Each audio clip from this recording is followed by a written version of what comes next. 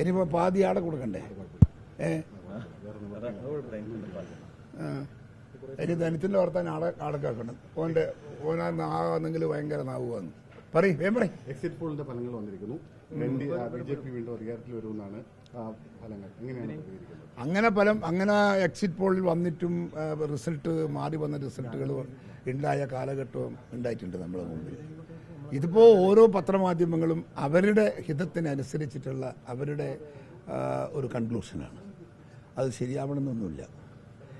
ഒട്ടുമിക്ക മാധ്യമങ്ങൾക്കും ഒരു പൊളിറ്റിക്കൽ കൾച്ചറുണ്ട്, പിറകിൽ ഒരു പൊളിറ്റിക്കൽ മൈൻഡ് ഉണ്ട്.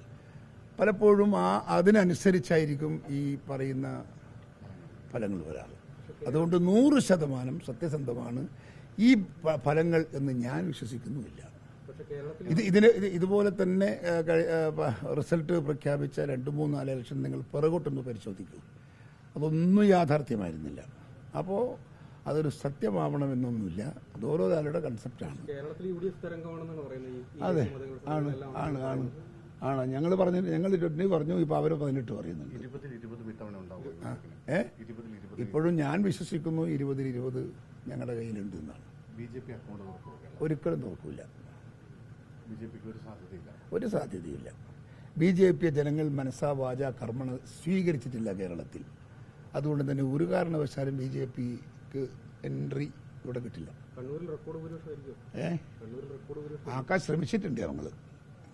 ആവില്ല എന്നുള്ളത് എണ്ണിട്ട് പറയാം. പ്രതീക്ഷയല്ലേ ഉള്ളൂ. അല്ല, തെരഞ്ഞെടുപ്പ് രംഗത്ത് വന്നാൽ പിന്നെ പ്രതീക്ഷയില്ലെങ്കിൽ പിന്നെ അതൊരു മനുഷ്യനെന്ന് പറയാൻ പറ്റുമോ? പ്രതീക്ഷയേ ഉള്ളൂ എല്ലാറ്റിലും. പ്രതീക്ഷ.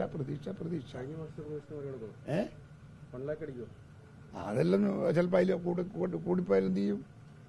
തോപ്പിച്ചളയാ.